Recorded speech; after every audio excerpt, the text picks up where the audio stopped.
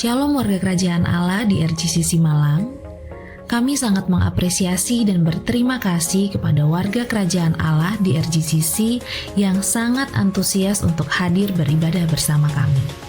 Kami bersyukur Tuhan mempercayakan warga kerajaan Allah yang sudah hadir baik di ibadah raya maupun roki atau gereja anak.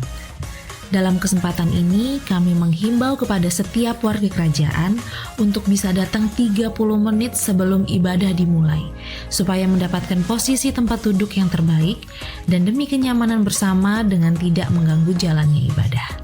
Terima kasih, Tuhan Yesus memberkati.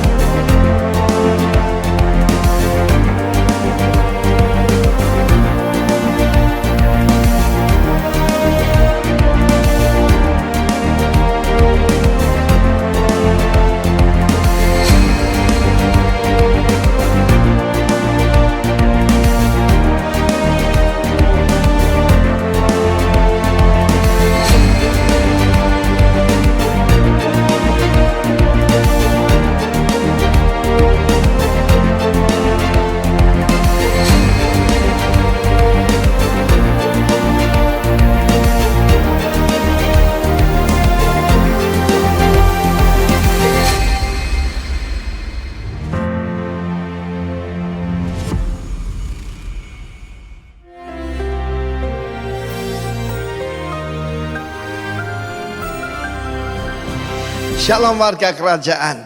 Siapakah kingdom influencer in our family? Tentu saja seorang ayah, seorang bapak.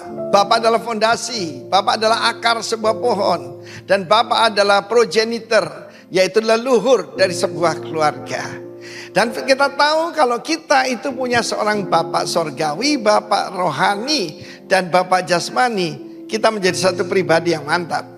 Sayang sekali bahwa Nabi Elia tidak disebutkan siapa ayahnya. Dia cuma disebutkan orang Tisbe. Bayangkan kalau saya cuma disebut Timotius dari Surabaya. Dengan jelas ada nama orang tua saya, Teja Sukmana. Saudara yang kasih Tuhan, firman Allah mengatakan dia menjadi depresi yang berat. Ketika baru menghadapi ancaman dari seorang emak-emak. Dan apa yang terjadi? Dia minta mati. Tetapi Tuhan tidak membuang dia. Tuhan mengirim malaikat untuk menguatkan. Kiranya lebih dari malaikat Roh Kudus comfort us. Dan dia memberikan kepada roti bakar. Apa itu firman Tuhan dengan kuasa Roh Kudus. Dan juga air dari sorga. Nah, Roh Kudus selalu gambaran air, gambaran angin. Dan ketika dia bersembunyi di sebuah gua, pada saat itu dengan suara yang lembut Tuhan memanggil dia, apa kerjamu di sini Elia? Dia tidak berkata, aku pecat kau, kau memang tidak berguna. Dia berkata, apa kerjamu di sini? Dan kita tahu bagaimana ketika Allah berjalan di Taman Eden, in the cool of the day, dia berkata pada Adam, Adam, di mana engkau? Dan pada saat itu Tuhan berkata, aku tidak membiarkan kamu sendiri, masih ada 7.000 orang yang ku pelihara. Kiranya Tuhan memelihara kita sampai setia sampai akhir. Yang tidak pernah menyembah Baal. Baal zaman sekarang Mamon. Ya, dan kita tahu bagaimana saat itu Tuhan memberikan yaitu justru urapan baru, tugas baru. Pergilah kembali ke padang gurun di Damsik, urapilah Hazael.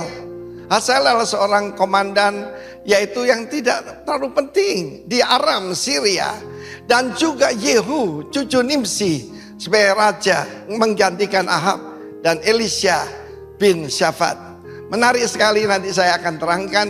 Tetapi saudaraku, orang tidak dibuang, yang sudah gagal tidak dibuang. Jangan percaya kalau kita sudah ada harapan. God is the God of the second chance. Dan kita melihat bagaimana justru dia diberikan a new anointing. New assignment, tugas yang baru dan urapan yang baru yang merubah dunia. Dengan mengurapi, mengangkat Raja Aram yang adalah musuh Israel, menunjukkan bahwa Tuhan punya kuasa atas seluruh kerajaan di atas muka bumi ini. Tuhan yang dahulu, sekarang, dan selama-lamanya tidak berubah. Dan kita melihat bagaimana Elia menjalankan tugas itu. Dia berkata untuk menghancurkan dinasti pada Ahab, maka akan dipakai Hazael, kemudian Yehu, dan terakhir yaitu Elisha. Mari kita melihat firman Tuhan hari ini bahwa kalau kita punya seorang bapak yang baik, itu satu keuntungan yang luar biasa. Ketika David ditanya, kenapa kamu begitu hebat? Hamba adalah putra daripada Isai, hamba Tuanku.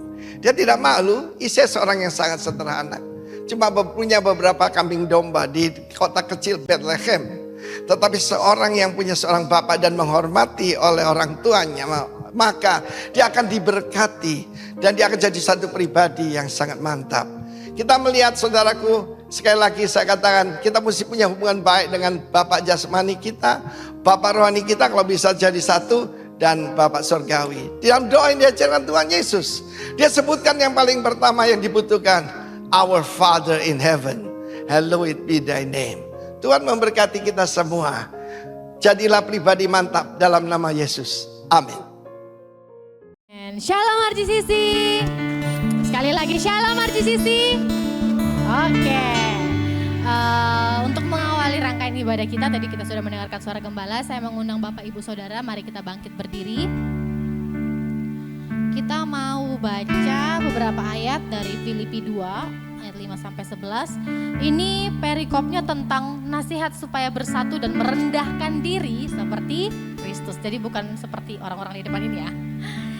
Mari kita baca bersama-sama ayat 5. Hendaklah kamu dalam hidupmu bersama menaruh pikiran dan perasaan yang terdapat juga dalam Kristus Yesus, yang walaupun dalam rupa Allah, ia tidak menganggap kesetaraan dengan Allah itu sebagai milik yang harus dipertahankan, melainkan telah mengosongkan dirinya sendiri dan mengambil rupa seorang hamba dan menjadi sama dengan manusia.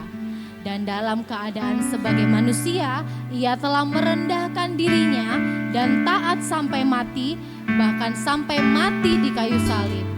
Itulah sebabnya Allah sangat meninggikan dia dan mengaruniakan kepadanya nama di atas segala nama, supaya dalam nama Yesus bertekuk lutut segala yang ada di langit dan yang ada di atas bumi dan yang ada di bawah bumi, dan segala lidah mengaku Yesus Kristus adalah Tuhan bagi kemuliaan Allah Bapa. Mari kita sama-sama mengkalibrasi hati kita. Hari ini kalau kita boleh ada di tempat ini kita beribadah, mari kita cek lagi ke dalam hati kita. Apa yang menjadi motivasi kita untuk kita beribadah kepada Tuhan? Apa karena, yang penting aku taat, aku mau taat seperti Yesus taat. Tapi di balik ketaatan yang kita mau lakukan itu ada, aku mau taat supaya aku diberkati, aku mau taat supaya hidupku baik-baik saja, aku taat supaya aku punya uang banyak, aku taat supaya sekolahku menjadi yang terbaik, aku mau taat supaya aku bisa good dalam pekerjaan. Tapi mari kita kalibrasi hati kita kembali bahwa ketaatan kita itu tidak ada artinya dibanding apa yang Tuhan telah berikan pada setiap kita.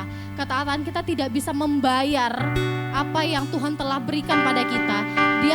Ketaatan yang paling sempurna sudah dilakukan oleh Kristus Yesus. Dikatakan bahwa dalam keadaan sebagai manusia ia merendahkan dirinya, taat sampai mati, bahkan sampai mati di kayu salib. Tidak ada ketaatan yang lebih tinggi yang pernah dilakukan oleh manusia selain oleh Kristus itu sendiri. Maka mari kita mengkalibrasi hati kita mau memiliki pengertian yang baru bahwa kalaupun hari ini kita taat, kita hari ini bergereja, kita hari ini memuji dan menyembah Tuhan, itu adalah respon hati kita yang mengasihi Dia, yang telah taat sempurna sampai mati di kayu salib, memberikan kita hidup yang baru, memberikan kita pengharapan yang baru.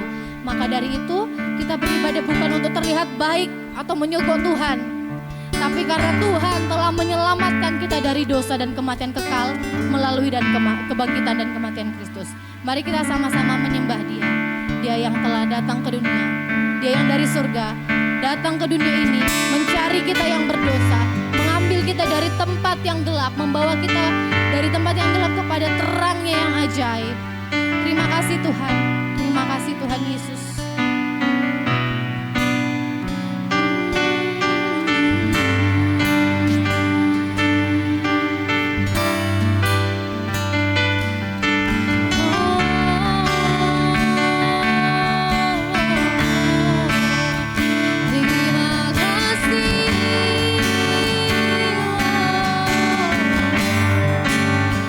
Ketaatan-Mu sempurna.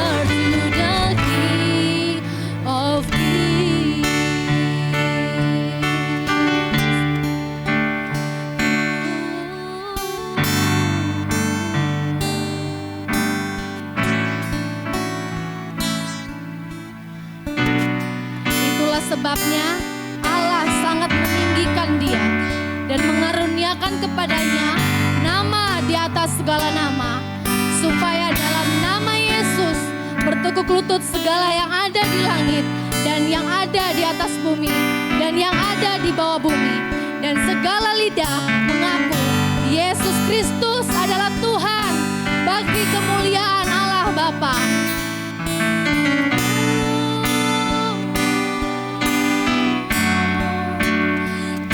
Could not hold you, the veil tore before you. You silenced the voice of sin and grave.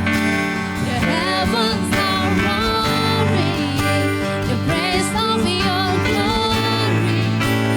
For you were raised to life again. You have no rival, you have no equal, now and forever, God, you reign.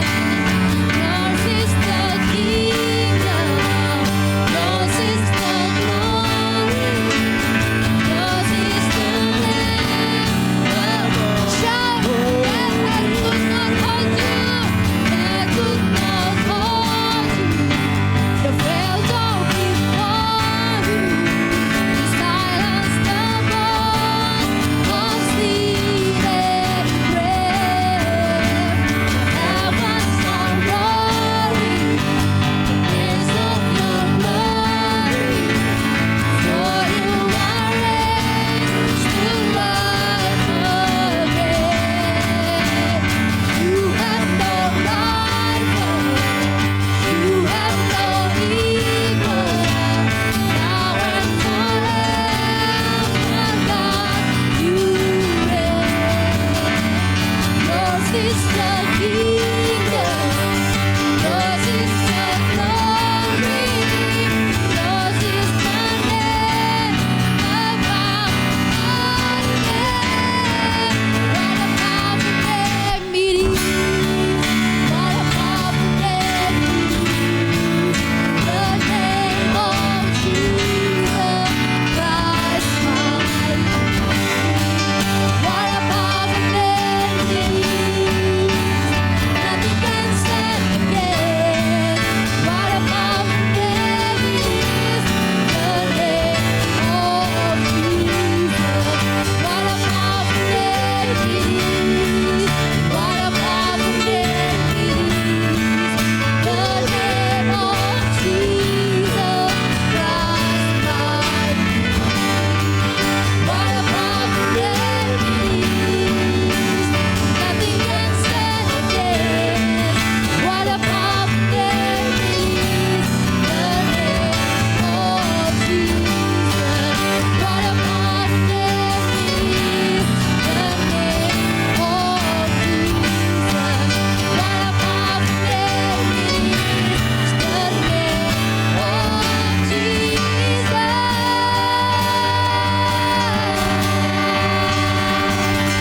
Yes, Lord. Tidak ada nama yang lebih berkuasa, tidak ada nama yang lebih kuat selain Yesus Kristus Tuhan kami yang telah mati dan bangkit mengalahkan maut dan menyelamatkan kami. Kami mengucap syukur karena itu kami mau bersorak-sorai bagi Allah Tritunggal yang mulia di dalam nama Yesus. Haleluya. Amin. Woo! Are you ready, guys? Yay!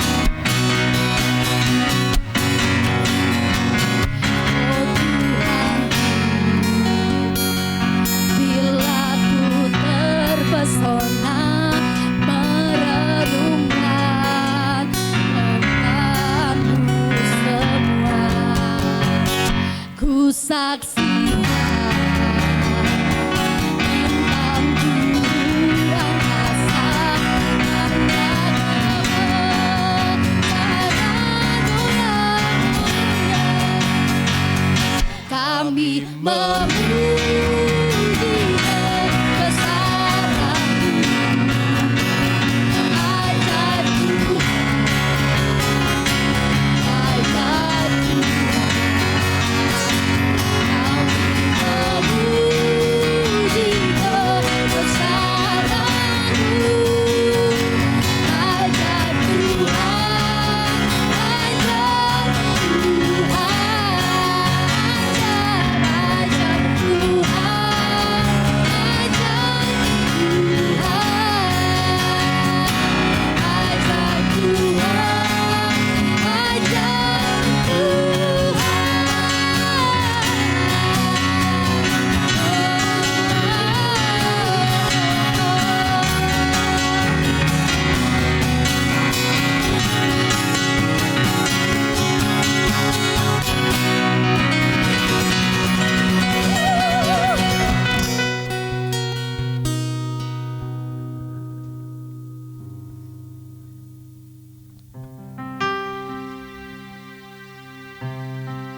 Mari Bapak Ibu Saudara, jemaat Tuhan, kita akan mempersiapkan perjamuan kudus. Bapak Ibu Saudara bisa mempersiapkan dahulu perjamuan kudus Bapak Ibu Saudara. Adakah Bapak Ibu Saudara yang harus menerima perjamuan kudus tapi belum menerimanya? Nanti para pelayan Tuhan bisa melayani Bapak Ibu Saudara. Semua sudah menerimanya? Oke. Mari kita berdoa. Tuhan, kami mengucap syukur buat waktu yang Tuhan sudah berikan kepada kami. Hari ini kembali kami mengingat apa yang Tuhan sudah kerjakan buat kami. Karena tidak ada yang paling besar, tidak ada paling mulia selain apa yang Tuhan sudah kerjakan dalam kehidupan kami. Yaitu melalui Yesus Kristus Putra-Mu yang tunggal, yang telah mati menebus dosa kami, menggantikan hukuman maut kekal atas kehidupan kami. Sebab itu hari ini hati kami biarlah tertuju kepadamu. Tuhan memberkati roti dan anggur yang ada di tangan kami. Tuhan menguduskan, menyucikannya. Dan biarlah ini menjadi titik temu antara kami dengan Engkau, titik kontak kami antara kami dengan Engkau ya Tuhan. Allah Bapa, Putra dan Roh Kudus yang sudah merancangkan, yang menjadi inisiator, yang menjadi penggenap, yang menjadi kuasa memperlengkapi kami semuanya melalui Roh Kudus. Terima kasih Tuhan, kami bersyukur Tuhan memberkati dalam nama Tuhan Yesus Kristus. Saya akan bacakan firman Tuhan, Bapak Ibu Saudara. Sebab apa yang telah kuteruskan kepadamu telah aku terima dari Tuhan, jadi bukan perintah manusia, yaitu bahwa Tuhan Yesus pada waktu malam ia diserahkan, mengambil roti. Dan sesudah itu ia mengucap syukur atasnya, ia memecah-mecahkannya dan berkata, inilah tubuhku yang diserahkan bagi kamu, perbuatlah ini menjadi peringatan akan aku. Mari kita angkat roti di tangan kanan kita, Bapak Ibu Saudara, angkat tinggi. Bukankah roti yang kita angkat tinggi ini adalah persekutuan kita dengan tubuh Kristus? Makan dengan yakin, dengan percaya di dalam nama Tuhan Yesus Kristus.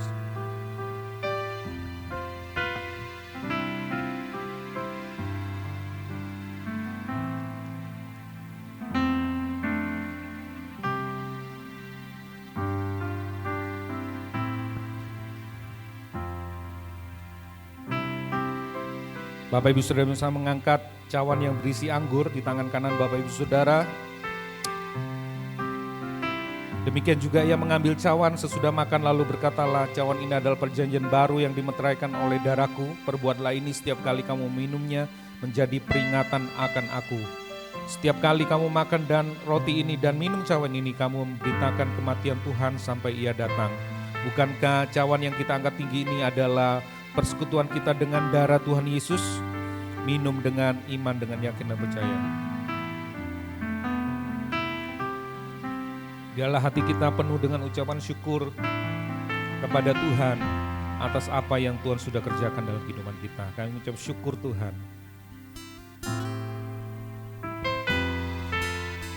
Kami mengucap syukur buat perjamuan kudus ini. Kami boleh menerimanya.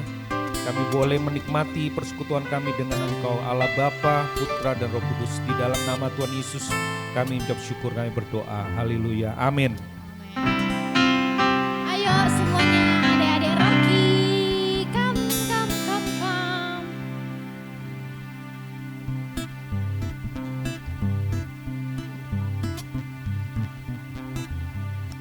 Ku turut ayah ke Wih, naik.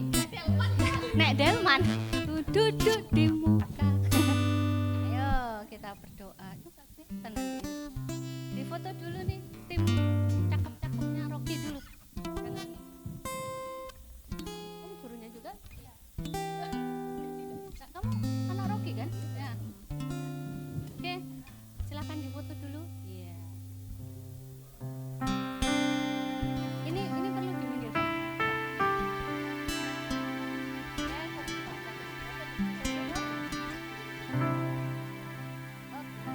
Mari kita kami persilakan Bapak Ibu bangkit berdiri, teman-teman bangkit berdiri. Kita bersyukur atas Rocky yang sudah bersama-sama dengan kita. Hari ini kita berdoa buat mereka. Terima kasih Bapa di surga, Tuhan Yesus yang baik, Roh Kudus yang setia sampai hari ini. Allah Tritunggal itu tidak pernah meninggalkan kami. Terima kasih, Engkau hebat dalam segala karyamu, dalam segala pekerjaanmu, dalam kasihmu yang besar. Hari ini kami semua memberkati Rocky dan juga guru yang ada. Terima kasih buat kehebatanmu yang tinggal di dalam mereka, buat keperkasaanmu yang tinggal di dalam mereka, sehingga mereka mengetahui betapa panjang, tinggi, lebar, dan dalamnya kasih-Mu atas mereka, sehingga mereka kami percaya tidak akan terguncang imannya, karena apapun di dunia ini Tuhan, tolong mereka hari ini supaya pada waktu mereka bersuka cita bersama dengan teman-teman mereka di Rocky, mereka mengalami perjumpaan dengan Tuhan. Mereka mengalami persekutuan yang indah dengan Roh Kudus, sehingga mereka boleh memuliakan Kristus yang sudah mati dan bangkit buat mereka. Terima kasih, masa depan mereka gilang gemilang di dalam Engkau. Apapun yang terjadi, kiranya Kristus jadi dasar yang penting dan utama dalam kehidupan mereka. Terima kasih, di dalam nama Yesus kami berdoa. Yang mau Rocky katakan, amin.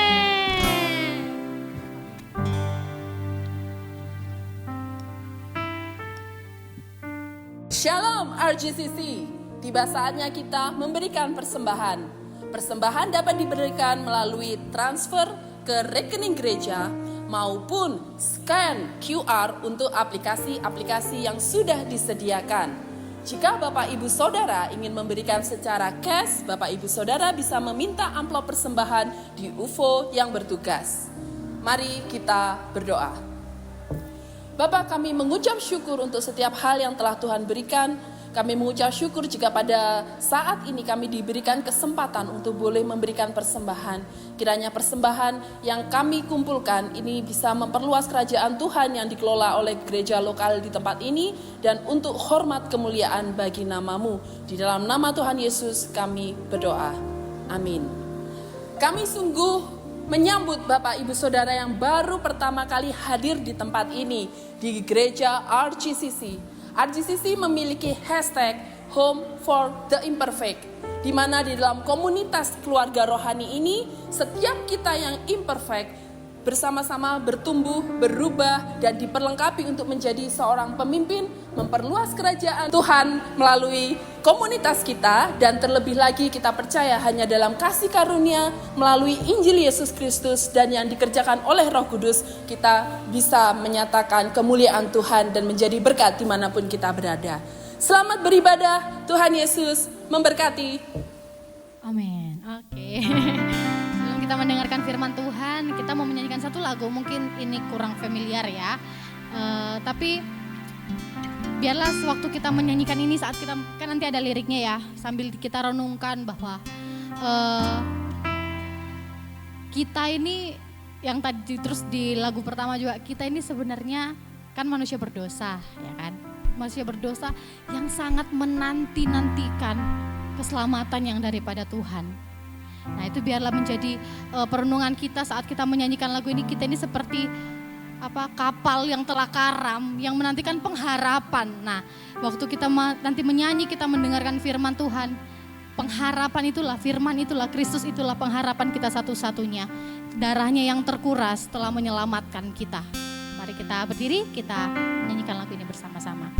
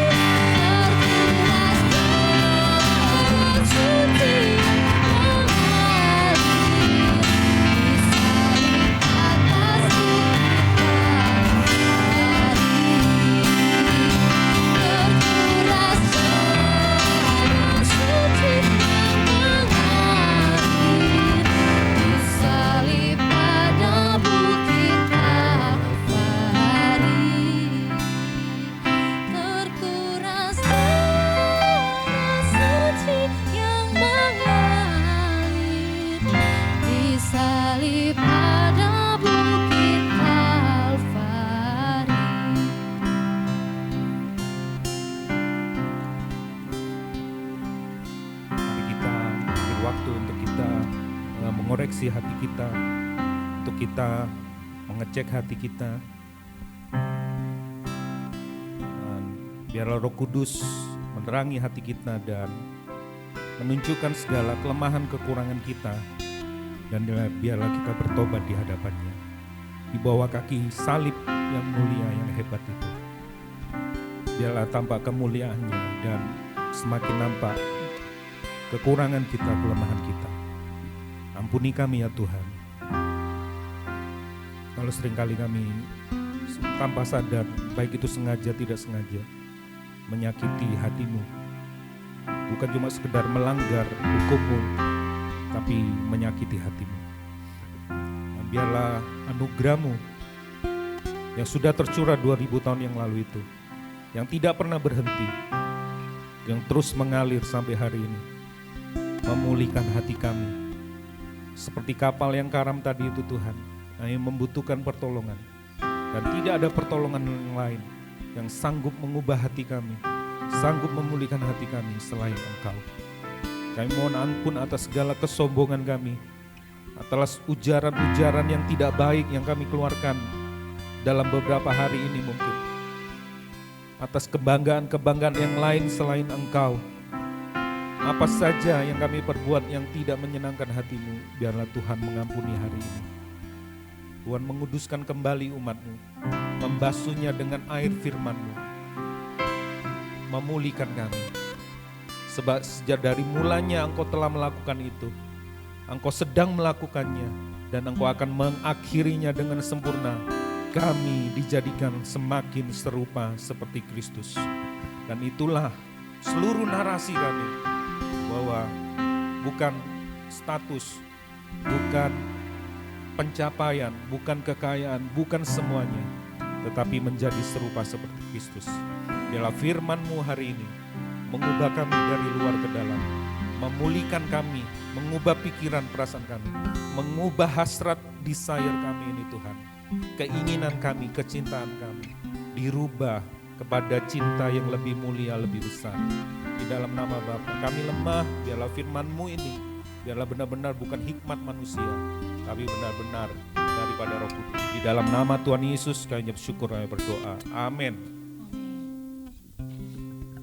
Silakan duduk Bapak Ibu Saudara. Haleluya. Yes, ini masih musim liburan ya. Terima kasih tim RPC ya kan. Yes, kita akan melanjutkan khotbah berseri kita yang sempat tertunda berapa lama, dan kita sudah hampir menyelesaikannya. Ini adalah ucapan bahagia yang ke-7, tinggal sekali lagi minggu depan mungkin kita langsung menyelesaikannya, ucapan bahagia yang ke-8. Dan ucapan bahagia yang ke-7 itu adalah the peacemakers, ya, bukan cheesemaker ya. Cheesemaker itu kan pembuat keju. Ya kan? Apakah saudara cheesemaker? Ya jangan ya. Ya, kita adalah peacemakers ya. Ini adalah lanjutan khotbah berseri Salt and Light. Ya, kita akan baca firman Tuhan. Ya, diambil dari Matius. Yes. Matius 5 ayat 9, saya ambil dari terjemahan baru yang kedua. Berbahagialah orang yang membawa damai karena mereka akan disebut anak-anak Allah. Dan bahasa Inggrisnya disebut di situ pembawa damai adalah the peacemakers ya. Jadi lebih tepatnya kalau bahasa bahasa Inggrisnya peacemaker, pembuat damai. Bahasa Yunaninya juga sama, pembuat damai, peacemaking ya. Pembuat damai juga bukan cuma sekedar membawa tapi pembuat damai. For they shall be called sons of God. Nah, saya mau tanya kepada Bapak Ibu Saudara sekalian. Kalau saudara bisa disuruh milih, yang mana Bapak Ibu Saudara jemaat Tuhan pilih? Power atau peace? Kuasa atau damai? Gimana? Ya, kebanyakan dari kita pasti memilih kuasa, kita pasti memilih power. Kenapa? Karena dengan kuasa, dengan power kita bisa mengendalikan segala sesuatu. Betul ya? Kita bisa mengendalikan segala sesuatu, kita bisa memecahkan banyak persoalan. Dan hasilnya adalah kita harapkan adalah kedamaian terjadi. Bukankah itu yang diharapkan manusia ya? Damai itu indah. Indahnya di mana? Ya, indahnya aku terbebas dari masalah, aku terbebas dari konflik, aku terbebas dari banyak macam hal yang mengganggu aku. Nah, itu yang dicari sama dunia nih. Tetapi apakah hal ini benar? Ya, enggak salah juga sih, tapi juga tidak benar ya. Karena memang dengan kuasa kita bisa mengendalikan situasi. Ya, tapi itu cuma sementara. Karena pada satu titik nanti kita akan tidak mengalami kebahagiaan. Kalau saudara cek di dunia ini, berapa banyak orang yang berkuasa, berapa banyak orang yang punya harta luar biasa, orang terkaya di dunia. Tetapi dunia apakah menjadi lebih baik? Tidak. Dunia tidak menjadi lebih baik, lebih buruk, lebih jahat, iya. Artinya apa? Kuasa tidak mampu membawa perdamaian, kedamaian di dunia ini. Ya, apapun yang kita capai, kita merasa dengan bakat kita akan terkenal. Kalau terkenal, maka kita akan punya banyak duit. Kalau kita punya banyak duit, maka kita akan mengendalikan situasi. Sampai satu titik nanti apa yang kita capai itu tidak akan bisa membuat damai di hati kita. Jadi artinya bisa tapi terbatas. Oke, benar tapi tidak semuanya benar. Ya, di dunia ini itu sering terjadi, bahkan di dalam gereja juga sering terjadi. Nah, kita tidak pernah menyadari bahwa kedamaian itu sendiri adalah kuasa. Ya, kita tidak menyadari bahwa kedamaian itu sendiri adalah kuasa. Tadi saya waktu praise and worship menyanyikan lagu tentang kuasa. Di dalam nama Yesus ada kuasa. Saudara tahu, di dalam nama Yesus berkuasa itu bukan karena seperti mantra cara kerjanya. Dalam nama Yesus, sedikit dalam nama Yesus, ya kan? Oh tahu, dalam nama Yesus jadi berkuasa. Karena terlebih dahulu ada kedamaian yang kita punya. Betul ya? Yesus itu memberi damai terlebih dahulu kepada kita. Ya. Kalau saudara lihat di sini, apa yang disampaikan oleh Tuhan Yesus. Ya. Yohanes 14 ayat 27. Damai sejahtera ku tinggalkan padamu. Nah ini konteksnya Yesus bersama murid-muridnya mulai dari Yohanes pasal 13, 14, 15, 16, 17, pasal 18 Tuhan Yesus ditangkap. Jadi ini konteksnya di mana Tuhan Yesus akan ditangkap, akan disalib. Yesus berkata, damai sejahtera ku tinggalkan padamu. Damai sejahtera ku berikan kepadamu. Dan apa yang kuberikan tidak seperti diberikan oleh dunia kepadamu. Janganlah gelisah dan gentar hatimu. Apa yang Yesus berikan? Yesus tidak terlebih dulu kasih kuasa. Yesus berikan damai sejahtera. Yesus tidak ngomong kuasa akan kutinggal kepadamu. Engkau akan mengalahkan musuh-musuhmu. Engkau akan terluput dari mara bahaya. Engkau akan terluput dari siksaan, dari penganiayaan. Enggak ada. Yesus damai sejahtera kutinggalkan padamu. Berikutnya Yesus juga menegaskan. Semuanya ini kukatakan kepadamu supaya kamu beroleh damai sejahtera dalam aku. Kalau saudara baca di ayat-ayat awalnya, semuanya itu artinya apa? Saudara baca nanti dari ayat yang pertama sampai nanti ayat yang ke bawah berikutnya apa? Itu tentang penderitaan. Semuanya itu, penderitaan-penderitaan itu sudah aku ceritakan kepadamu supaya kamu, berlawanan ini paradok, supaya kamu beroleh damai sejahtera dalam aku. Yesus tidak ngomong di ayat-ayat pertama, nanti ya kamu akan menjadi orang yang terkaya. Nanti kamu akan menjadi orang yang ternama. Nanti kamu, semuanya itu akan mendatangkan damai sejahtera bagi kamu. Enggak. Kalau saudara nanti cek ayat-ayat, bahkan nanti orang yang membunuh kamu itu akan dianggap berbuat bakti kepadamu. Bagaimana bisa di ayat yang ke-33 Yesus ngomong semuanya itu, nanti kalau ada orang yang membunuh kamu, dianggap berbuat bakti kepada Allah, semuanya itu supaya kamu beroleh damai sejahtera dalam aku. Beda konsep damainya. Dalam dunia kamu menderita penganiayaan, ditegaskan kan? Dalam dunia kamu menderita penganiayaan, tetapi kuatkanlah hatimu, aku telah mengalahkan dunia. Nah, setelah itu Yesus disalib. Yesus memberi pesan itu. Habis itu Yesus bangkit, Roh Kudus turun, kuasa Tuhan turun. Berapa banyak kuasa Tuhan dinantikan lebih dari kedamaiannya. Ya, memang kuasa Tuhan bisa bekerja, sakit sembuh. Tapi setelah sembuh, apakah orang itu tetap hidup dalam damai sejahtera? Belum tentu. Betul ya? Miskin, aduh Tuhan kaya. Habis itu kaya, Tuhan bikin mujizat, ya. Luar biasa diberkati, enggak tambah cinta Tuhan.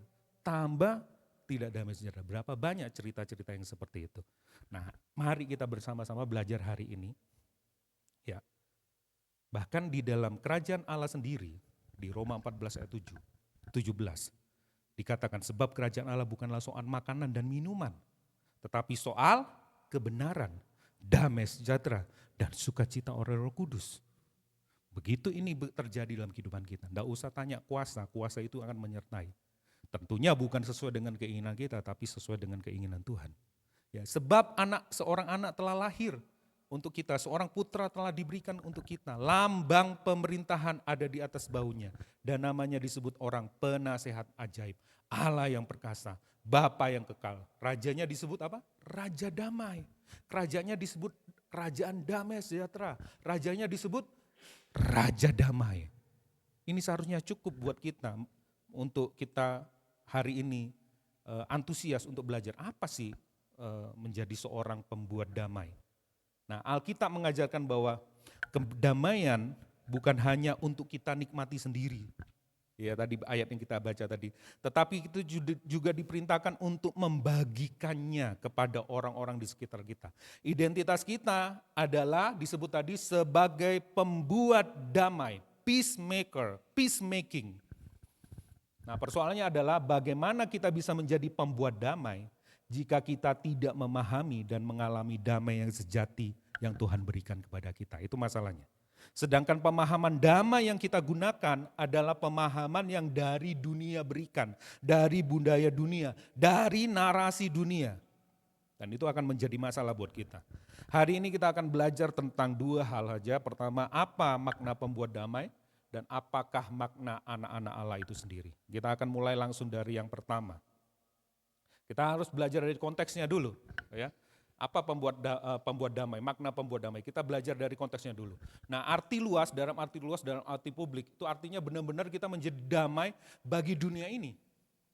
Bagi dunia ini, kita kan disebut orang yang akan menggarami dan menerangi dunia. Saya tidak ngomong jadilah garam dan jadilah terang. Karena firman Tuhan kan tidak ngomong seperti itu.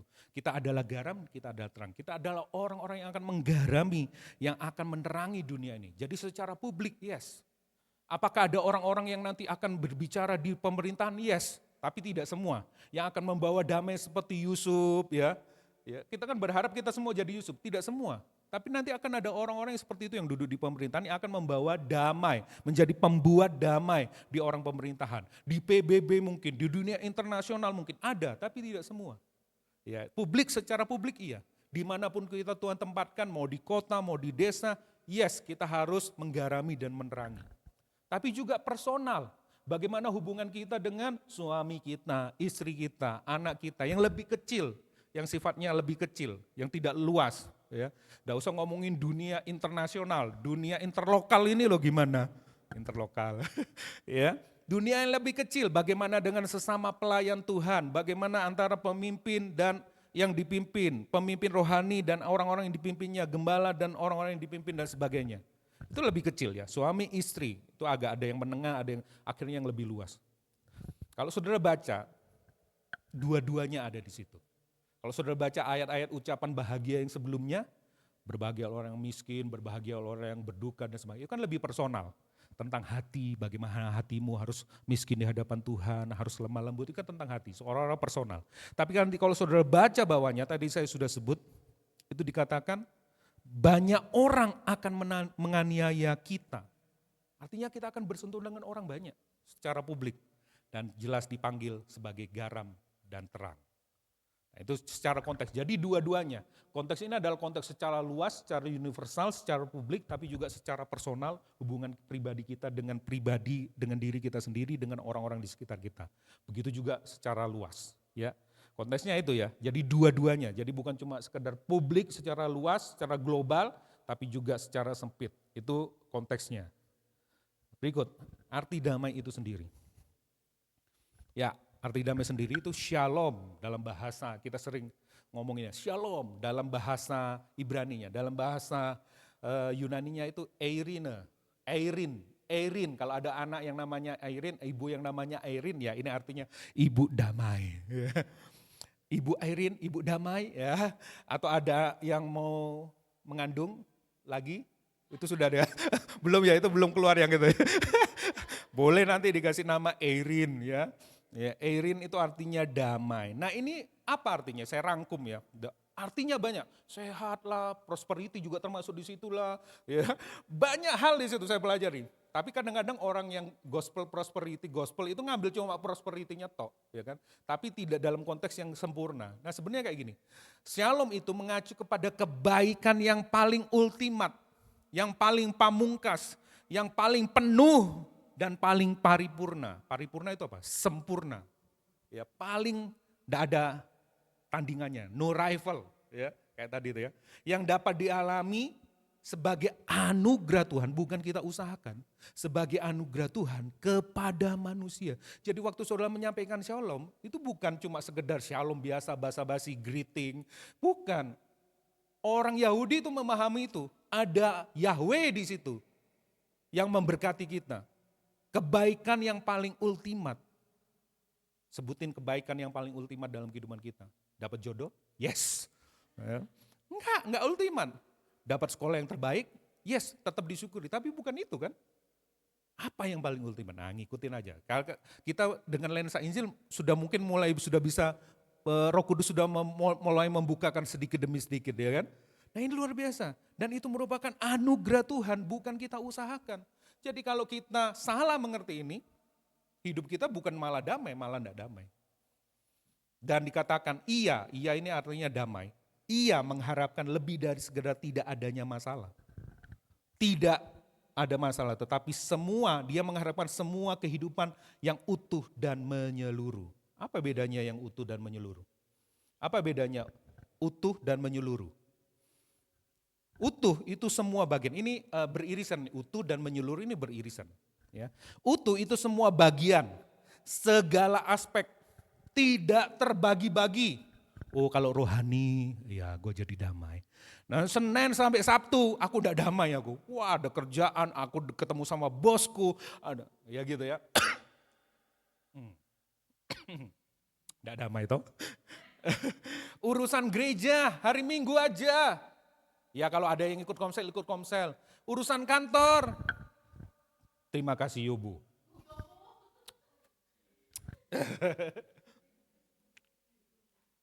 Jadi yang damai itu hanya di gereja, berkumpul dengan orang-orang kudus, bersama-sama orang yang belum mengenal Tuhan, aduh hidupku tidak damai. Enggak, itu namanya tidak utuh. Betul ya? Jasmaninya aja yang sehat, rohaninya enggak sehat, itu enggak utuh. Jiwanya yang sehat, punya mental health yang sehat, tapi tubuhnya enggak sehat, rohaninya enggak sehat. Itu terbagi-bagi, itu namanya enggak utuh. Cuma pengalaman tok, tapi pengetahuannya enggak pernah ditambah.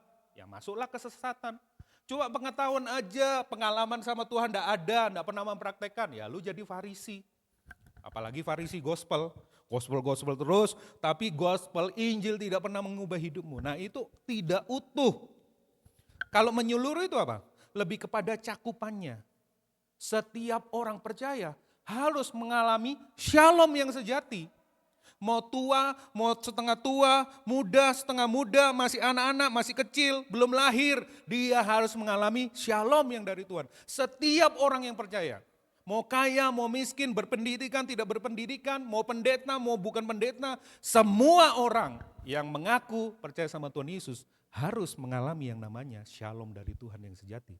Eirene yang sejati, betul ya? Jadi nggak ada, wah itu orang yang dihurapi, damainya tingkatnya tingkat tinggi. Kalau aku kan jemaat biasa, damainya secuil. Enggak, itu tidak menyeluruh. Ya, iya aku David itu ya, iya aku David. Ya itu kan sudah hamba Tuhan, berarti damainya luar biasa. Level tertinggi, level 5, level 10. Aku kan masih kecil. Enggak kayak gitu. Ya. Itu lebih ke cakupan. Setiap musim kehidupan. Oh aku damai kok kalau dapat promosi, aku damai. Aku damai kalau pas tiap tanggal 28 aku damai. Siapa itu ya? Siapa itu ya? Aku damai sejahtera kok. Tapi kalau setelah itu aku enggak damai sejahtera. Itu enggak menyeluruh. Waktu-waktu tertentu waktu tertentu saja dia damai. Kalau itu pas, dia damai. Kalau enggak pas, dia enggak damai. Itu bukan menyeluruh. Tahu bedanya sekarang ya? Setiap musim kehidupan. Juga waktu lampau dulu kok aku damai. Sekarang enggak damai aku. Ke depan gimana? Oh mbowes enggak tahu aku ya. Aku enggak bisa membayangkan masa depan gimana ya, bisa damai, bisa enggak. Itu enggak menyeluruh. Damai yang Tuhan berikan kepada kita itu adalah sebuah kehidupan yang utuh dan menyeluruh. Katakan utuh dan menyeluruh. Ya, sedikit-sedikit biar kayak karismatik gitu lah ya. Utuh dan menyeluruh. Ya memang kita karismatik masih. Ya, utuh dan menyeluruh. Nah, masalahnya adalah seperti ini Bapak Ibu Saudara. Yesaya, dari mana kita bisa beroleh damai sejahtera? Tentu kita jawabannya Tuhan. Tapi gimana penjelasannya? Ini dia penjelasan.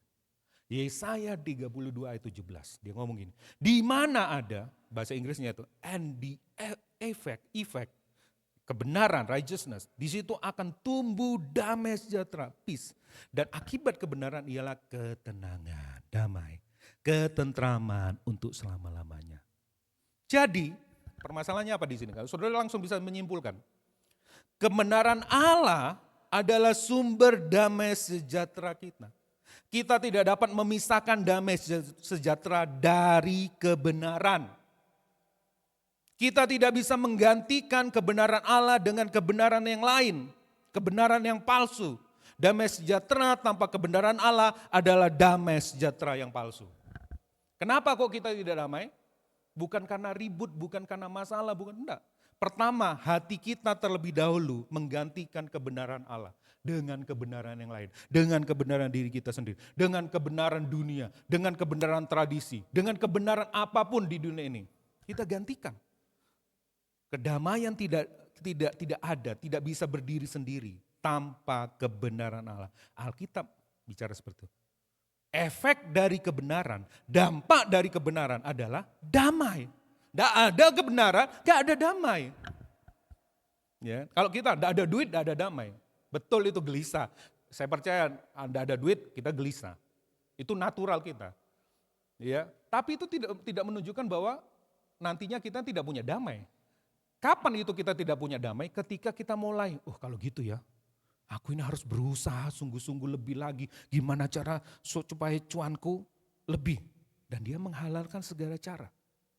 Itu dia membuat tidak damai dalam dirinya. Loh, aku kok kurang ganteng ya? Aku ganteng sih ya, tapi kok kurang, kayak kurang sama dengan yang lain. Aku harus berusaha. Ketika engkau mengenalikan, padahal kita kan katanya, kamu sudah ditebus dengan harga yang mahal. Itu cukup, tapi kita berusaha. Enggak, aku supaya dapat penerimaan, aku harus bikin penampilan yang luar biasa, yang lebih ganteng, lebih cantik dari orang lain. Akhirnya apa? Damai itu tidak terjadi. Damai yang palsu menguasai kita. Sekarang aku sudah operasi plastik, aku ganteng, aku damai. Setelah itu damai? Enggak. Itu ya yang terjadi ya. Sejak manusia jatuh dalam dosa, artinya tidak sesuai kebenaran Allah, melanggar kebenaran Allah, ya, mengkangkangi kebenaran Allah, itu udah bahasa yang paling ekstrim. Maka sejak detik itu manusia sudah kehilangan damai sejahtera Allah. Renungin itu dulu. Kapan kita kehilangan damai sejahtera? Dari sononya manusia sudah kehilangan damai sejahtera. Damai sejahtera bukan absennya masalah atau konflik, tetapi absennya kebenaran Allah. Kalau kebenaran Allah tidak hadir, berarti Allah sendiri juga tidak hadir. Artinya apa? Ketidakdamaian itu adalah absennya Allah di dalam hidup kita. Ya kan? Saya ambil dari pemazmur, Ethan. Ya. Mungkin kamu baru tahu nih namanya nih, diambil dari sini, Mazmur 89. Ya. Kebenaran Allah adalah sumber damai sejahtera. Kita tidak dapat memisahkan damai sejahtera dengan tadi sudah ya. Tadi saya lupa pencet. Mungkin ada yang mau foto, boleh saya ulang lagi. Tadi saya lupa, terlalu bersemangat baca di sini. Oke? Yang berikutnya. Oke, nah ini dikatakan, Mazmur 89 ayat 15 ngomong kayak ini, keadilan, righteousness. Keadilan diterjemahkan bahasa Inggrisnya kebenaran. Dan hukum, justice. Ya, ini lebih cocok keadilan ya. Justice adalah tumpuan tahtanya Allah, tumpuan tahtamu. Kasih, steadfast love, itu kasih yang teguh, yang tidak bisa beranjak. Tak akan beranjak, ini dia kasih. Dan kesetiaan, faithfulness, berjalan di depannya Allah. Kalau kita hidup, kita mengerti hidup di dalam Injil kerajaan, hidup di dalam kerajaan Allah. Roh kan adalah perwakilan kerajaan Allah. Kalau kita mengerti ini, maka kita benar-benar menjadi perwakilan kerajaan Allah. Menjadi pembuat-pembuat damai di dunia ini. Kalau kita mengerti bahwa Allah tahtanya dibangun di atas keadilan dan kebenaran. Hukum dan kebenaran. Yang berikutnya itu adalah, tapi bukan cuma itu, satu sisi. Dia melaksanakan keadilan dan kebenarannya melalui apa? Kasih dan kesetiaan. Ini kayaknya bertentangan, tapi itu terjadi. Nanti saya jelaskan ya. Dan saudara sudah mengerti Roh Kudus menerangi pikiran kita, kemana ujungnya nanti. Bagaimana gospel, Injil itu menyatakan itu semua nanti. Seperti yang tadi sudah nyanyikan. 2000 tahun yang lalu itu bertemu di kayu salib. Ya. Dan ini tanda, kalau kita hidup seperti apa yang disampaikan pemazmur ini, Ethan, maka hidup kita penuh damai sejahtera. Kita mengerti tentang keadilan, kebenaran Allah. Di satu sisi kita juga mengerti tentang kasih dan kesetiaan Tuhan. Kalau kita tidak mengerti, maka kita akan menjadi satu sisi. Yang satunya apa? Legalisme. Betul ya? Keadilan dan hukum jadi legalisme. Atau yang berikutnya, kasih Tuhan, kesetiaan Tuhan. Itu jadi apa? Jadi apa? Ya, jadi liberal, jadi antinomian. Nah, Tuhan tidak mau kita hidup di satu sisi saja. Tuhan mau hidup melihat gambaran Tuhan secara sempurna. Ada keadilan Tuhan, ada hukum Tuhan di situ, tapi juga ada kasih kesetiaan Tuhan. Ya, itu ya. Mazmur dengan jelas sudah menggambarkan. Kita bukan ada di kutub yang satunya, juga bukan ada di kutub yang satunya. Kita dua-duanya. Nah, terus seperti apa pembuat damai itu? Pembuat damai itu. Seperti apakah seorang pembuat damai? Ya, kita mulai dari yang bukan pembuat damai. Ya, yang bukan pembuat damai. Seorang pembuat damai bukan si paling toleran. Siapa yang paling toleran? Kamu lakukan urusanmu, yang penting aku menghormati urusanmu, kamu juga harus menghormati urusanku ya. Ya wis, kita damai. Nah, itu bukan pembuat damai yang Tuhan maksud. Ya wis, sendewe-dewe. Ojo ganggu, ya wes aku ndak ganggu kamu, aku ndak ganggu kamu. Kamu jangan ganggu aku juga ya, hormati setiap apa yang aku punya. Mereka tidak berdiri di atas kesetiaan Tuhan, kasih Tuhan, tidak berdiri di atas kebenaran Tuhan, keadilan Tuhan, mereka cuma berdiri atas maunya sendiri. Wes ya, daripada ribut sudah berhenti. Nah, gereja kalau seperti ini bukan pembawa damai. Yang berikutnya apa? Si paling mengalah. Siapa si paling mengalah? Biaran aja, yang waras ngalah. Kayaknya baik, berarti yang lainnya apa? Gila. Sing waras ngalah, sing waras ngalah. Berarti yang lagi berkonflik dengan kita gimana? Yo gila, gendeng. Ya betul ya. Kita sering membanggakan diri kita. Biarlah anjing menggonggong, kafilah berlalu. Loh siapa yang jadi anjingnya? Mereka. Aku kafilahnya, aku sultannya ya. Mereka menggonggong, ya wes gonggongan terus. Masalahnya menggonggong dia sambil ngikutin apa enggak? Kalau menggonggong sambil mengikuti, wah benar-benar kita dalam masalah ya.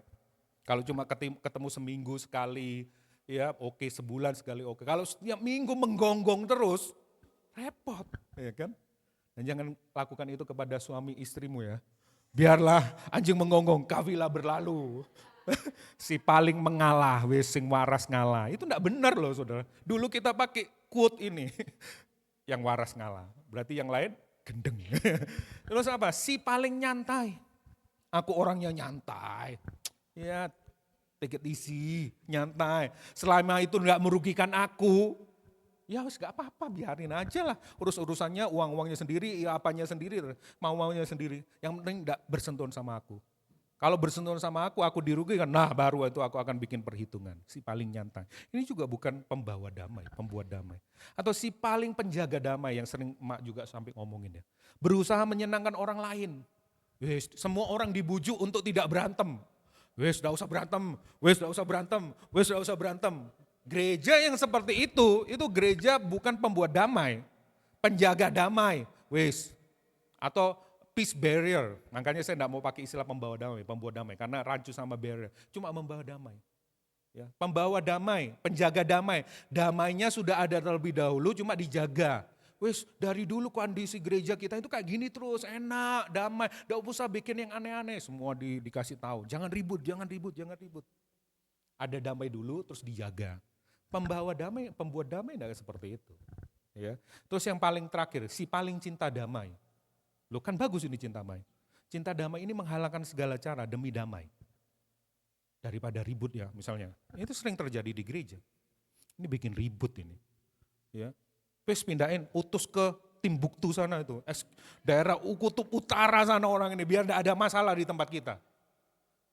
Kenapa? Dia cinta damai supaya di tempatnya damai. Orang ini pembuat error, pembuat keributan, pindahkan. Saking cinta damainya.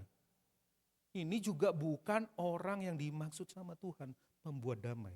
Coba cek, apakah itu ada centangnya? Mana dari kita? Centang sendiri. Ya, atau ada tambahan, boleh nanti di Komsel dibahasnya. Ya. Lalu seperti apa seorang pembuat damai? Ya, saya pakai 2 aja cukup. Ya, 2 saja supaya kita konsentrasi. Seorang yang jujur. Kalau saudara mau menjadi pembuat damai, pembawa damai, peacemaker, Anda harus menjadi seorang yang jujur dengan hati sendiri. Hati kita sendiri, jangan hatinya orang lain. Ayo jujur, hatimu seperti apa? Hatimu jujur dulu. Jika ada masalah, dia mengakuinya. Nah, saya ambil cerita Nabi Yehezkiel. Nah, masalah dari bangsa Israel, selain yang paling besar itu penyembelihan berhala, yang kedua itu adalah nabi-nabi palsu. Nah, Nabi Yehezkiel ini memperingatkan mereka tentang nabi palsu yang ngomongin gak ada apa-apa, damai, damai, damai. Nah, Tuhan marah dengan nabi yang tidak diutus ini. Dikatakan di situ ya, Nabi Yehezkiel memperingatkan mereka yang bertindak seolah-olah semuanya baik-baik saja padahal tidak. Yang mengatakan damai sejahtera padahal tidak ada damai sejahtera. Saudara bisa cek di Yehezkiel 13 ayat 10. Satu pasal sudah bisa baca. Atau Yeremia juga menegaskan, mereka mengobati luka umatku dengan memandangnya ringan. Katanya, damai sejahtera, Gak ada masalah kok, gak ada apa-apa. Tetapi tidak ada damai sejahtera. Apakah kita seperti itu? Di keluarga kita ada masalah? Di kehidupan kita ada masalah? Di hubungan kita antar bergereja, berjemaat kita ada masalah? Tapi kita enggak ada apa-apa kok. Anda tidak bisa menjadi seorang pembawa damai. Karena harus jujur sendiri. Kenapa hatiku ya? Kenapa kok hatiku tidak damai ya? Kita tidak bisa tutupin kata firman Tuhan kalau saudara baca di Yehezkiel 13. Itu seperti tembok yang retak cuma diplester saja. Dikapur, diplester saja. Suatu saat retaknya itu akan terlihat. Bahkan lebih parah. Kenapa? Cuma ditempel. Yang kita butuhkan itu adalah ketika firman Tuhan ini sampai kepada kita mengaku pada ada damai dalam hatiku. Karena aku telah menggantikan kebenaran Allah dengan kebenaran yang lain. Aku bertobat. Nah, di situ damai sejahtera Allah mulai masuk, mulai muncul. Allah adalah Allah yang berjanji dan sekaligus menepati janji. Itu jujur. Jujur. Nyanyinya Sidney Mohede. Saya enggak nyanyi nanti. Takutnya tersaingi Sidney Mohede-nya. Ya, jujur dengan hati kita sendiri. Ada masalah enggak dalam hubungan kita, dalam pribadi, antar pribadi. Enggak usah yang dunia internasional ya. Dunia internasional selalu ribut, PBB pun tidak bisa mengatasi semua keributan di dunia ini. Bagaimana dengan kita? Dia mengakui hubungan yang gagal. Dia mengakui bahwa dia berselisih dengan orang lain. Ia jujur mengakui adanya ketegangan. Jika orang lain itu mulai mencoba menentangnya, tidak cocok dengan dia. Akui. Cari kenapa. Identifikasi kenapa bisa terjadi seperti itu. Ia tidak berpura-pura. Ia menolak mengatakan damai-damai. Tapi ternyata tidak ada kedamaian.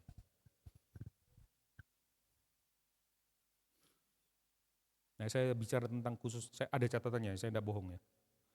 Ada catatannya, saya kasih warna merah. Khususnya buat bapak-bapak, buat pria-pria, termasuk saya sendiri. Pria cenderung bertindak seolah-olah semuanya baik-baik saja. Ibu-ibu tepuk tangan. Ya, karena pria dikasih tanggung jawab oleh Tuhan yang memimpin. Pria cenderung bertindak seolah-olah semuanya baik-baik saja. Padahal tidak. Pria paling sering menghindari kenyataan, fakta.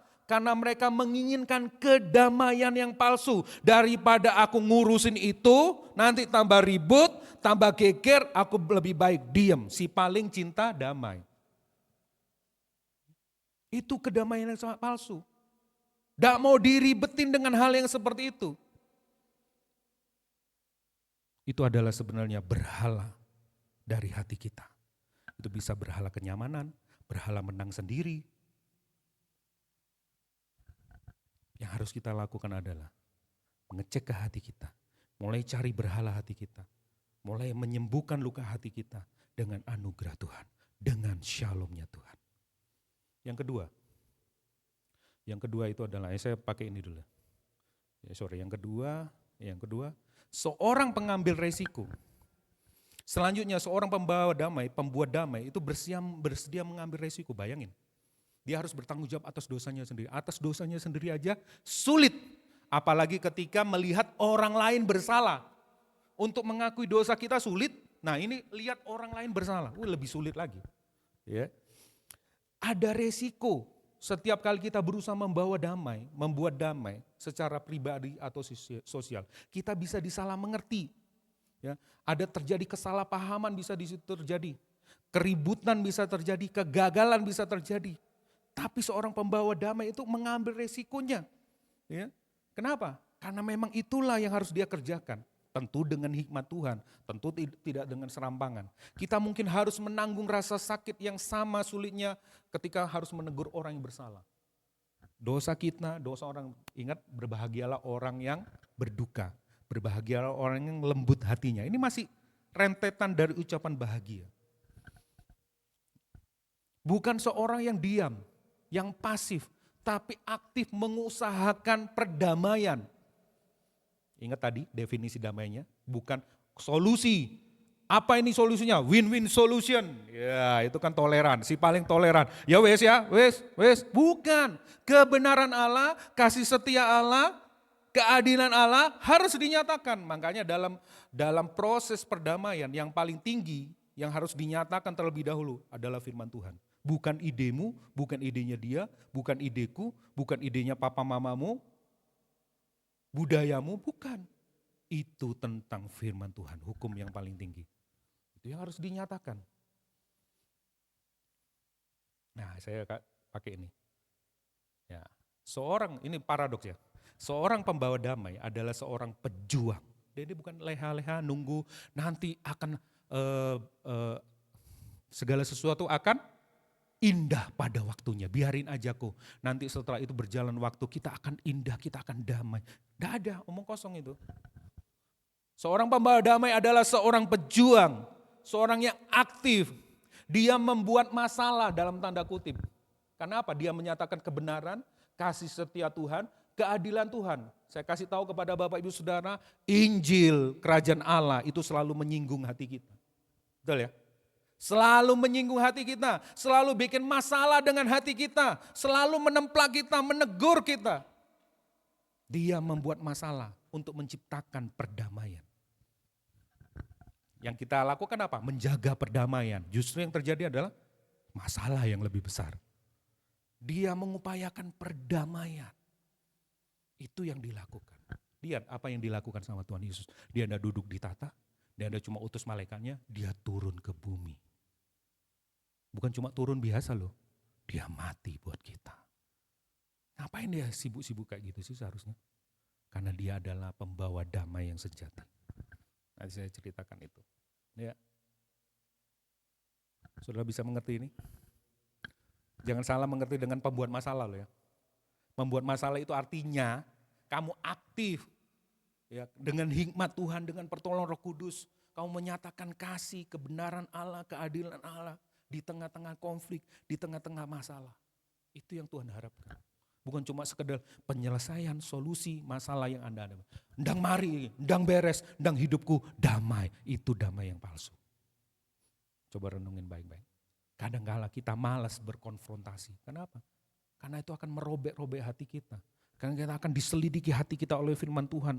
Kedalaman, kegelapan hati kita akan dibongkar. Kita tidak aman, kita tidak nyaman dengan hal seperti itu. Yang berikutnya. Ya, ini ini tadi saudara-saudara. Seorang pembuat damai adalah seorang yang hidup menyatakan kebenaran dan kasih setia Tuhan di dalam semua aspek kehidupannya bagi semua orang. Utuh dan menyeluruh. Bukan semua orang dirinya sendiri, enggak.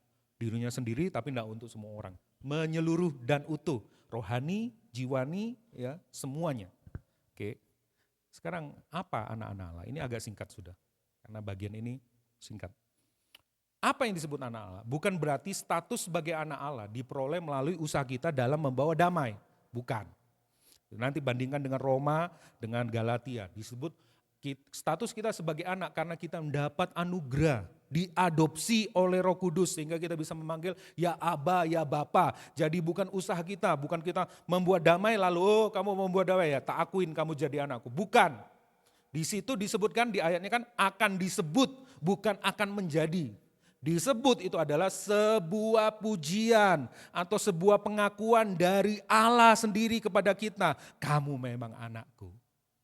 Memang anakku ini. Buktinya kamu jadi pembuat damai. Nah yang disebut anak-anak Allah di bagian terakhirnya itu adalah bukan hasil usaha kita melakukan perdamaian. Tetapi justru karena kamu sudah diadopsi menjadi anak-anak Allah. Karena ada DNA Allah di dalam hatimu. Maka kamu bisa melakukan menjadi pembuat damai.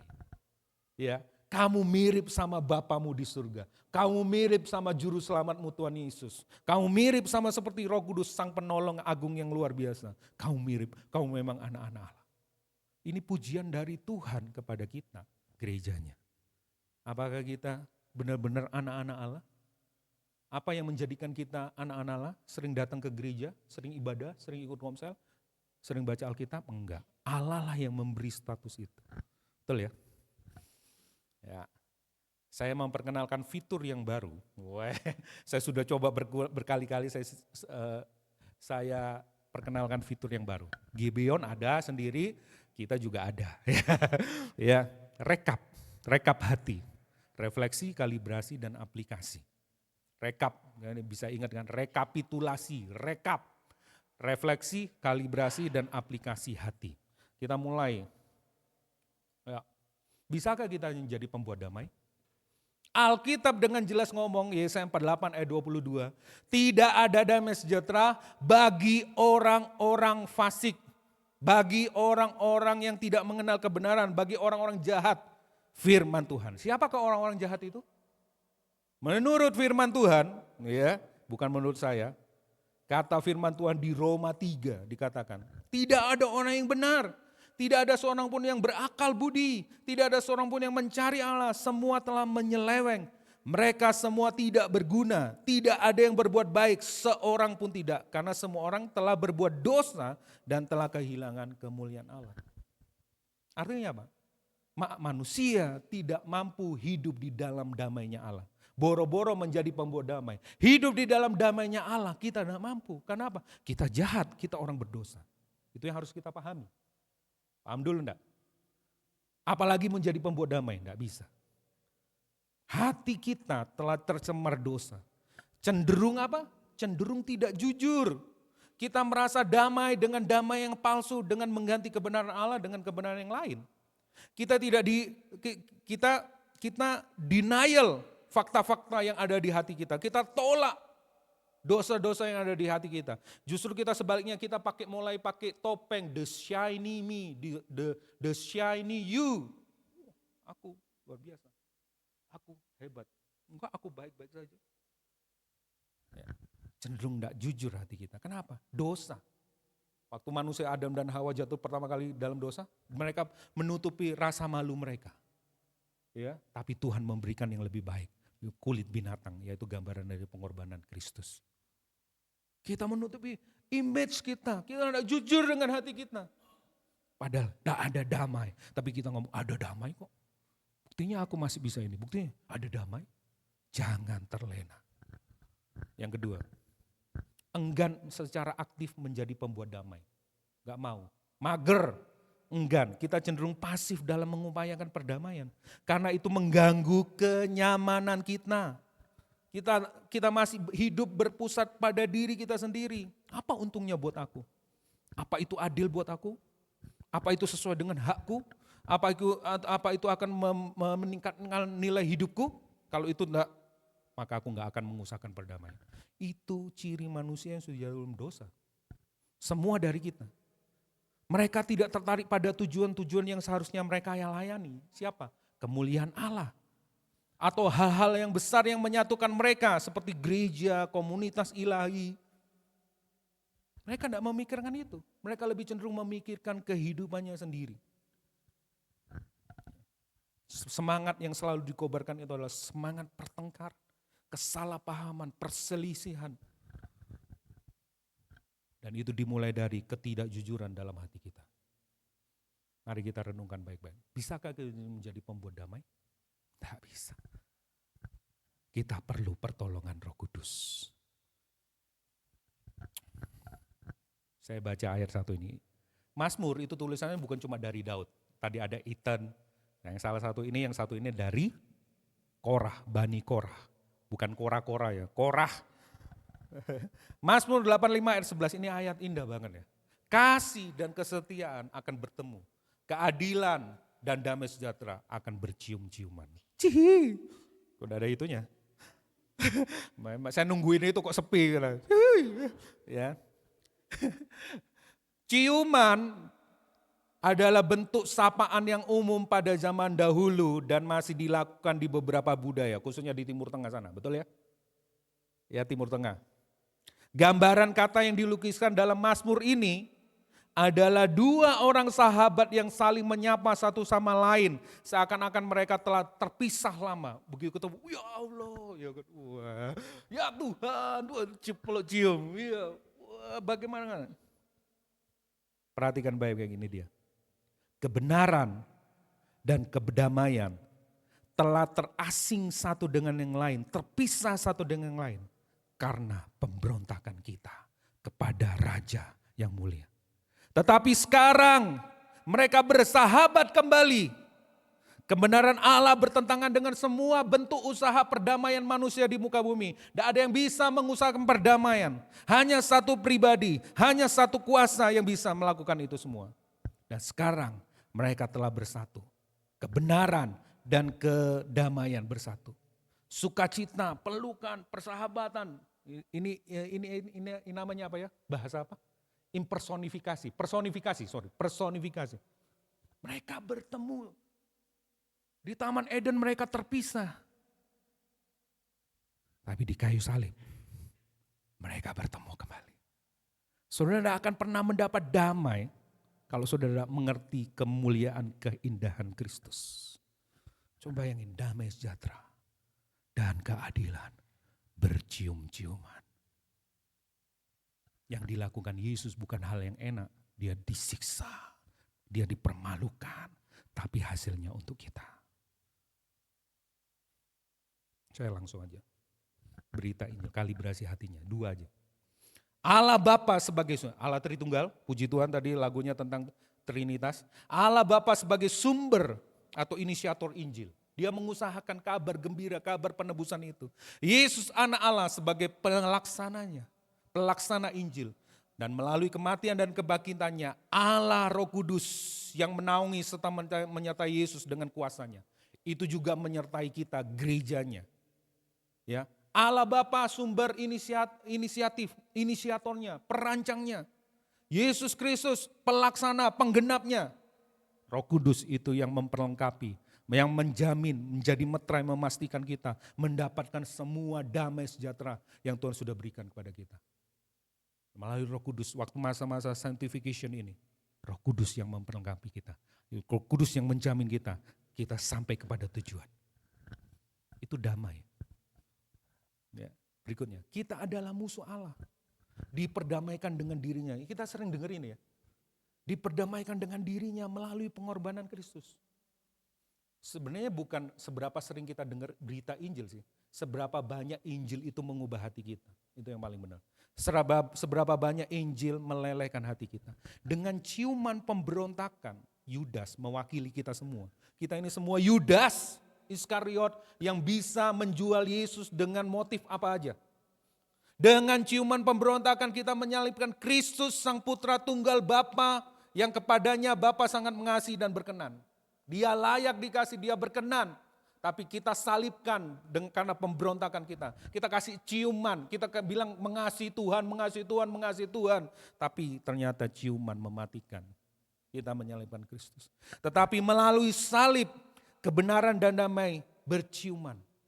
Sehingga efeknya, dampaknya, sehingga kita dapat hidup damai dengan Allah, itu pertama. Bukan cuma hidup damai dengan Allah saja.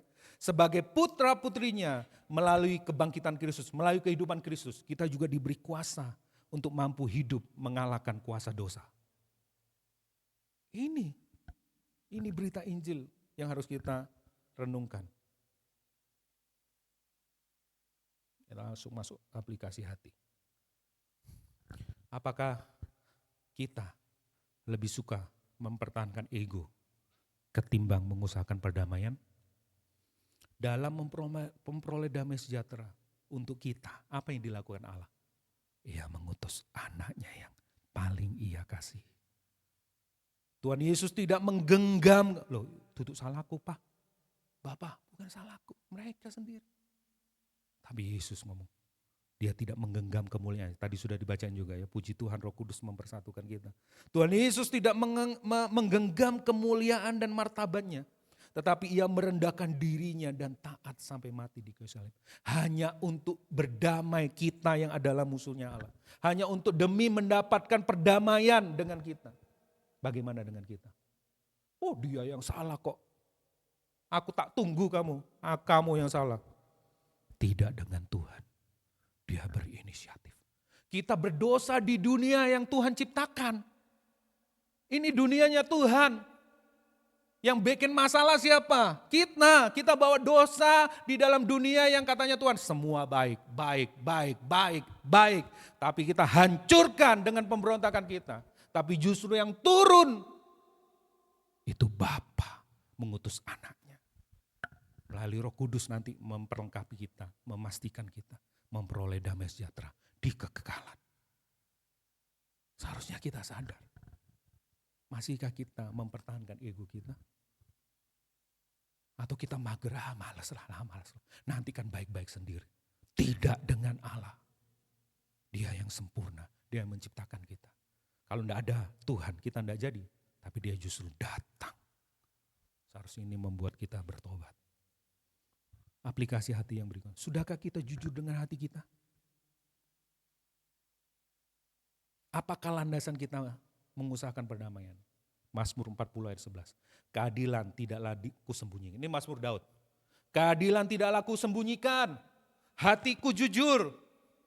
Kalau ada salah, kalau ada teguran, aku mau berubah. Aku menjadi seorang pembuat damai. Tapi dia juga hidup memandang kepada kesetiaan Allah. Kesetiaanmu dan keselamatan daripadamu kubicarakan. Keren ini ya. Tidak kusembunyikan tapi kubicarakan. Inilah seorang pembawa damai. Kebenaranmu tidak kudiamkan. Ya biarin lah. Daripada ribut aku menyatakan kebenaran firman Tuhan. Nanti dibilang sok firman Tuhan. Jangan khotbah kamu ya. Ada yang kayak gitu kayaknya pernah. Jangan khotbah ya kamu. Nah siapa ayo ngaku. Kamu suamiku bukan pengkhotbah. Kamu istriku bukan pengkhotbah. Waktu kebenaran dinyatakan kita risih. Iya. Tapi Daud enggak. Sudahkah kita jujur dengan hati kita? Landasan kita mengusahakan perdamaian itu keadilan, kesetiaan, kebenaran yang sudah Allah berikan kepada kita.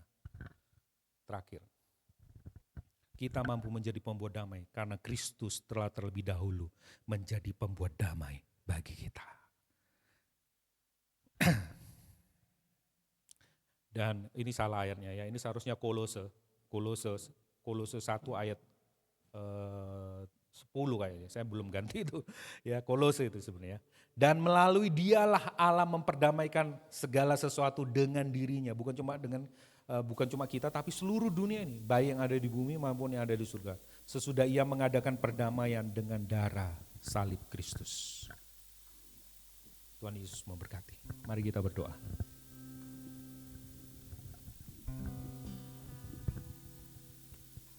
Kita tidak bisa menghindar dari panggilan sebagai pembuat damai. Mungkin kita gagal menjadi pembuat damai. Tetapi tidak dengan Tuhan memandang kita. Karena Tuhan bukan memandang kegagalan kita, bukan memandang keengganan kita, bukan memandang ketidakjujuran kita, bukan memandang segala sesuatu yang kurang dalam diri kita. Ia memandang Kristus yang sudah ada dalam diri kita. Sang peacemaker, the great peacemaker yang ada dalam diri kita. Bapa melihat itu ada di dalam diri kita. Karena kita sudah diadopsi menjadi anak-anaknya. Ada DNA Bapa, Tuhan Yesus dan Roh Kudus di dalam diri kita. Mari bangkit. Mungkin engkau selama ini cuek, acuh, tidak jujur, menutupi, tidak membicarakan kebenaran, menganggap ringan kasih setia Tuhan. Tidak jujur dengan teguran keadilan Tuhan, kebenaran Tuhan. Kristus menjadi pengantara yang agung. Dan biarlah engkau rohmu hari ini dibangkitkan. Kalau engkau berhasil, itu bukan karena engkau hebat. Tapi karena Kristus telah mengangkat engkau terlebih dahulu menjadi anak-anak. Kristus menjadi contoh yang terbaik buat kita. Seorang anak Allah yang menyatakan damai buat kita. Ia memberikan dirinya dihukum supaya lahir pengampunan. Hukuman berhenti kepada dirinya dan pengampunan mengalir keluar dari dirinya. Terus menerus, tidak berhenti sampai kekekalan. Kutuk berhenti di kayu salib. Tapi perdamaian, pemulihan itu terjadi terus menerus sampai kekekalan. Bukankah itu damai yang sejati? Makasih kami mengucap syukur buat hari ini Tuhan. Terima kasih. Jadikan kami seperti apa yang Kau mau. Jadi pembuat-pembuat damai. Di rumah kami, di keluarga kami, di gereja yang Tuhan percayakan kepada kami, di masyarakat dimanapun kami berada. Kami menyatakan kebenaran-Mu, kami menyatakan keadilan-Mu, kami menyatakan Tuhan kasih setia-Mu, kami menyatakan itu semuanya melalui kehidupan kami. Kami menyatakan shalom di seluruh hidup kami, seluruh keutuhan hidup kami menyatakannya Tuhan. Di dalam nama Tuhan Yesus. Kalaupun kami ada konflik, ada masalah, biarlah kami melihat kepadamu hari ini. Terima kasih Bapa di surga, terima kasih Tuhan Yesus Kristus. Kami bersyukur. Dan akhirnya jemaat Tuhan saya undang bangkit berdiri. Dan Tuhan memberkatimu dengan berlimpah-limpah. Tuhan mengarahkan wajahnya kepadamu, memberikan damai sejahtera. Tuhan memberikan anugerah khusus. Anugerah yang memampukan engkau untuk hidup menjadi pembuat-pembuat damai dimanapun Tuhan tempatkan engkau. Konflik-konflik, masalah-masalah yang ada, engkau melihatnya dengan kacamata Injil, dengan lensa Injil. Bagaimana Tuhan terlebih dahulu menyelesaikan masalah kita dengan memberikan dirinya sendiri. Dan biarlah kita diutus ke dunia, diutus ke keluarga kita, tempat kerja kita, di marketplace di mana Tuhan tempatkan kita menjadi pembuat-pembuat damai. Di dalam nama Bapa, Tuhan Yesus dan Roh Kudus, berkat yang terbaik ini tercurah mulai hari ini sampai Tuhan Yesus datang kedua kalinya. Kami mengucap syukur, kami berdoa. Yang percaya bersama-sama katakan, amin, amin, amin. Tuhan Yesus memberkati. Peacemaker.